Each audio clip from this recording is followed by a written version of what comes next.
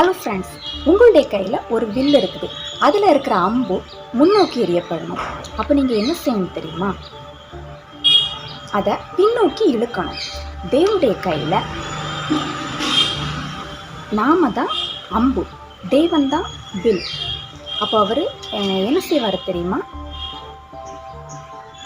தேவனுக்கு தெரியும் அம்பு எறியப்படணும்னா வில் தேவைன்னு. அப்போ அவர் என்ன செய்வார் தெரியுமா? அதை பின்னோக்கி இழுப்பார், அதாவது அம்பை.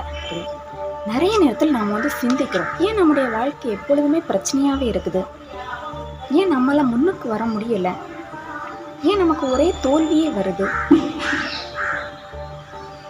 ஒரு கேள்விக்குறியாகவே இருக்கே, கொஸ்டின் மார்க்காகவே இருக்குதே அப்படின்னு சொல்லி நிறைய பேர் நம்மளை திங்க் பண்ணுறோம்.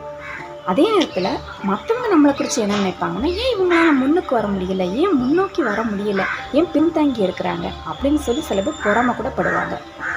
ஆனால் ஆண்டவர் என்ன செய்வார் தெரியுமா? ஆண்டவர் தான் ஞானத்தின் வள்ளலாச்சே. அப்போ அவர் என்ன செய்வார்? தாமதித்தாலும் நிச்சயமாய் வரும் என்று. தாமதித்தாலும் நிச்சயமாய் வருமா? பைபிள் அவருடைய நாமம் எப்படி சொல்லப்பட்டுள்ளது? தாமதிப்பவர். அதாவது உலக மக்கள் எல்லாரும் நினைக்கிறாங்க, ஆண்டவரை நம்பினா எல்லாமே சீக்கிரமாக நடந்துடும், குயிக்காக நடந்துடும், எல்லாம் நமக்கு ஜெபம் பண்ணாலே உடனே கிடச்சிரும், சில பேர் பண்ணாமலே கூட கிடச்சிரும்னு நினைக்கிறாங்க.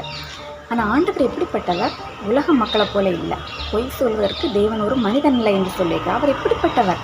அவர் உடனே செய்கிறவர் தான். ஒரு சிலருக்கு உடனே கிடைக்கும், சில பேருக்கு ஆசீர்வாதமாக இருந்தாலும் சரி கொஞ்சம் லேட்டாகும், அதாவது தாமதிக்கும் என்று சொல்லலாம். அதுதான் என்னால் ஆண்டவருடைய பிளான், அதாவது திட்டம் என்று சொல்லப்படும்.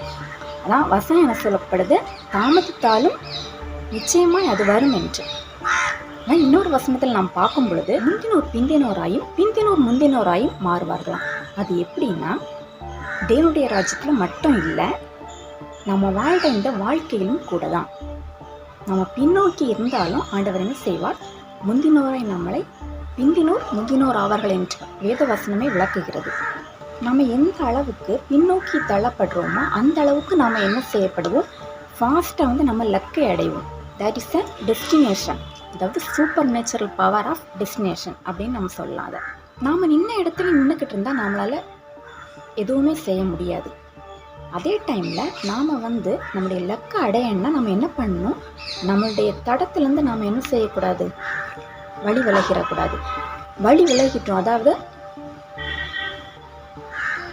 நம்ம வழி தவறிட்டோம் அப்படின்னா நம்மளுடைய டெஸ்டினேஷனை நம்ம அடைய முடியாது.